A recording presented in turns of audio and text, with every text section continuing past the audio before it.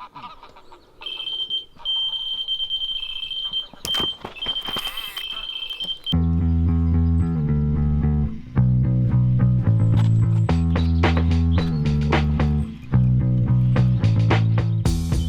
morning, and to be fair, mornings don't get much better than this.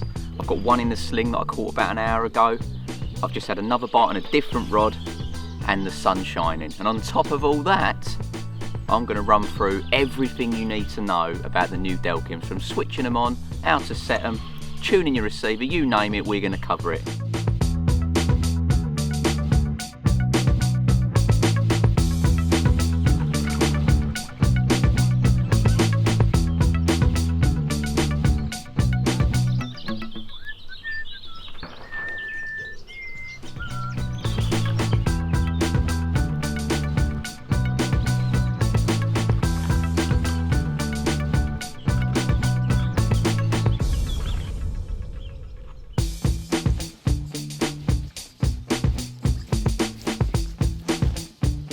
There we go, look at that, 2810 of perfection. What a lovely way to start the day.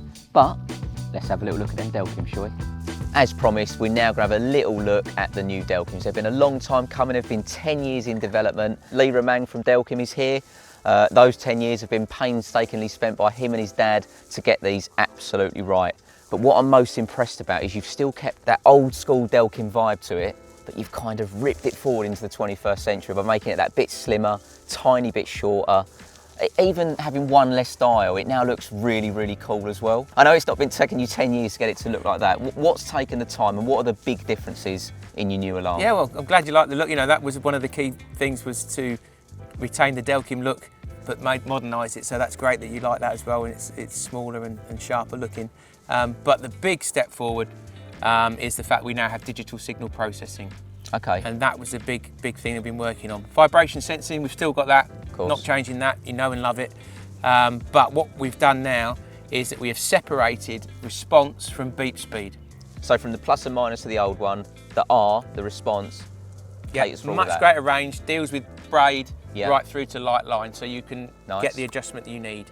Line moving across the vibration sensor, the beep speed allows a certain amount of beeps to come out. Is that? That's, yeah, very basic. Basically, yes. So at the moment you've got response set to maximum, and it's, you can see that's nice and lively. Yep. Okay. Yeah. We can now also then adjust the beeps that we get with it. So if I set this to beep speed level 1, Yeah. okay, I haven't changed the response, but Oh, I see. beeps are slow. You were using it on beep speed level 8. Full so bifter. if I put that back up to 8, you'll see the difference. I did say I've always liked the Delkim warble. Okay, so that's 8 there, it maxes out. And you can Yeah. see the difference straight away. Yeah, and to be fair, I've always done it, but I get what you're saying. If I get a liner, a bite, a leaf hitting my line, we've just had a big gust of wind and it's come on, and that's unnecessary. So if it's going into a warble straight away, you're not getting any information because you're not knowing the difference between a liner and a run. But if I turn it down, Yeah.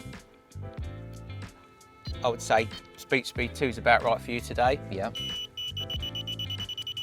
So I'm getting all the information I need, and just And as when it's you getting get a to run, the peak, it'll hit the warble. So as long as it hits the warble, I'm happy. that's the idea. You don't want to go and warble straight away. You want to be able to adjust it, and that's the big difference. And that's what's going to allow people to use higher response levels without annoying the hell out of yourself and everybody else in the lake. What about if I go into a shop and buy a set, what have I got to do to them to use them? Nothing, just turn it on and go. The beep speed set to level 4, which will be equivalent to your current TXI, so you don't have to do anything. You just set your response level Right. and go fishing. Battery in, on your bang stick, away you go. Absolutely, but if you want to fine tune it and get that feel that you want and get the most out of it, then the beep speed's there for you.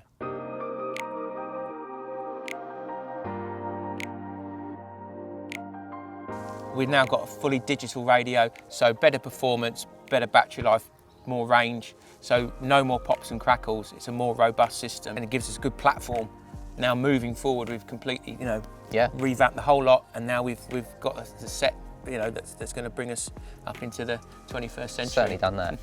Now, I think I'm right in saying, Lee, that the Delkims that we all know and love were the first alarm to have the anti-theft system built into them. That's right, yeah, we were the first to have it back in 2003. I know that with the new set, you've improved it further still. So we still have the same basic system where Yeah. if you turn the alarm off, it will send the signal to the receiver and set off the anti-theft So if someone tries to alarm. nick your stuff when you're asleep. Tries to turn it off, it'll do that. But what we've also added now is what's called an IMU movement sensor. IMU. So it's an inertial measurement unit. Okay. So IMU's easy, I know, but similar to what you use in your Wii, Nintendo Oh, right, Wii, where it okay. moves around, measures the same sort of thing, or in your phone, okay? Right, okay. So what you can do is if I turn it on and set it, Yeah. and then if somebody tries to pick up your alarms and move it, it will also set off the anti-theft on the receiver. oh right, so not turn it back, just inertia. moving You said it, yeah, right? just moving the alarm. So to set it, what you do is you turn the alarm on, Yeah. let go of the button, keep the left hand one held down, and now that's set. And then if you go and take that away, Movement. I'm going to run off as if I'm stealing it. there you go. That's All right. set it off. And to cancel the anti-theft on the receiver, all we have to do is hold the button down, and that cancels it. So you've got 2 levels of security now. That's really clever. I'm going to talk about one other little one because I've used it. I was fishing in France and there's a do not disturb setting. It sounds a bit weird thing to have on your receiver, but I'm sitting there, I've got 4 rods out there, about 15 yards down the bank. I'm sat up at the back of the swim and get this massive hailstorm. And because I had my beep speed set too high, I was getting, as soon as every raindrop was hitting each rod, this receiver was just going into meltdown.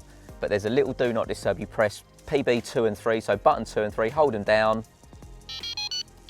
A little audible noise to let you know it's on do not disturb. And what that's actually doing, whilst the head will still light up, I'm getting nothing on my receiver until I get, I think it's 4 or 5 seconds of consistent movement, my receiver will kick back in. Now the situation I was fishing then, it was perfect because I was just fishing open water, all the clutches were set loose, so the fish were just running if I was to get a bite. Obviously, if you're fishing like I am at the moment, fishing in a locked up situation, and it did start to rain, I've just got to set them up properly, and I won't have the issue. Yeah, you wouldn't want to do it fishing up against snags because you want to know everything that's going on. But it's for that extreme weather where everything's bouncing around and it's going to pass, and then you can do that. Just stops you having to get out and get wet. Definitely. And then you can switch it off or wait for it to time out. So I'm glad that you used it and it worked. 'Cause Yeah, that was another nice feature that we worked quite hard on. You would think it was simple, but it takes time to get these things right. Nothing simple when it comes to technology. No, we think a lot about what we're doing. Cool. Well, look, Lee, thanks for coming down to the lake to see me. There are loads more bits and pieces that these alarms are capable of, and to get the insight into every single thing, check out the Delkim website. And if you want to know exactly what they can do, that's where you can find out. Cheers.